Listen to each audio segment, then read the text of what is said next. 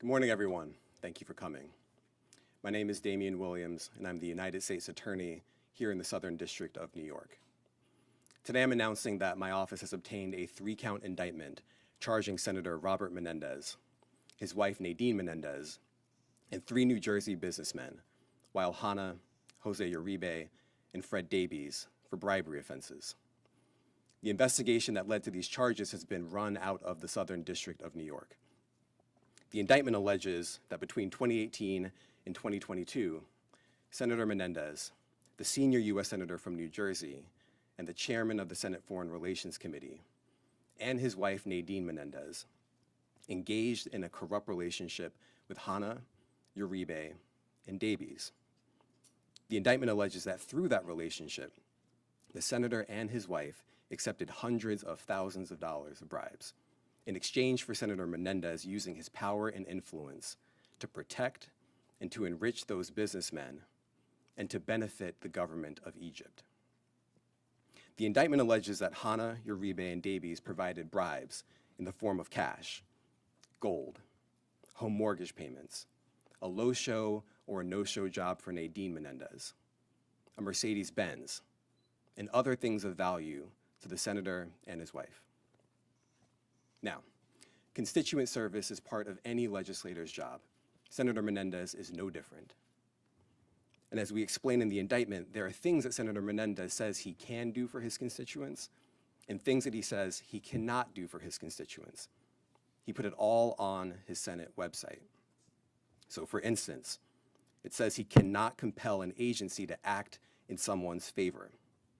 It says he cannot influence matters involving a private business. It says he cannot get involved in criminal matters or cases, period. But we allege that behind the scenes, Senator Menendez was doing those things for certain people, the people who were bribing him and his wife. Now let me say a little bit more about the conduct that's alleged in the indictment. The indictment alleges that Senator Menendez took several actions as part of this corrupt relationship. First, the indictment alleges that Senator Menendez used his power and influence, including his leadership role on the Senate Foreign Relations Committee, to benefit the government of Egypt in various ways. Among other actions, Senator Menendez allegedly provided sensitive, non-public U.S. government information to Egyptian officials and otherwise took steps to secretly aid the government of Egypt.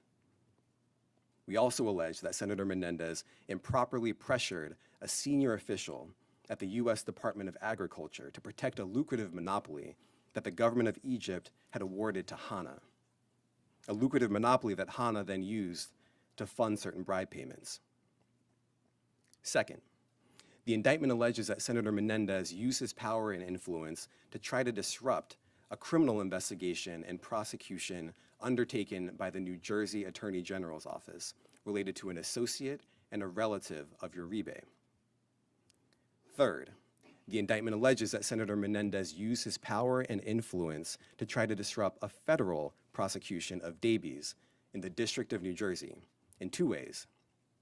First, by seeking to install a United States attorney who he thought could be influenced with respect to Davies, and second, by trying to influence that office to act favorably in Davies' case. And as we allege in the indictment, the senator agreed to do these things and use his power in this way because Hanna was paying bribes, because Uribe was paying bribes, and because Davies was paying bribes. Fortunately, the public officials the senator sought to influence did not bend to the pressure. That's a good thing. Now, as part of this investigation, special agents with the FBI executed search warrants on the residence and safe deposit box of Senator Menendez and Nadine Menendez in New Jersey. When they got there, they discovered approximately $500,000 of cash stuffed into envelopes and closets. Some of the cash was stuffed in the senator's jacket pockets.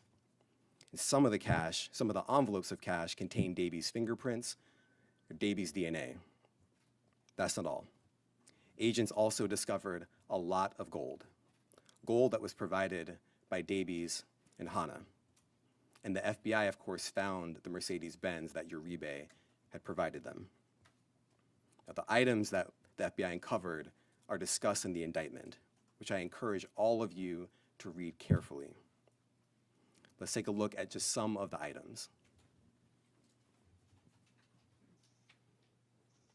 So as you can see here, this is the Mercedes-Benz that we allege that Uribe provided as part of the scheme. What you see here are 3 kilograms of gold. These 3 kilograms together are worth approximately $150,000. And of course here you can see just a fraction of the cash that was uncovered as part of the scheme. Now I want to make a couple of things very clear.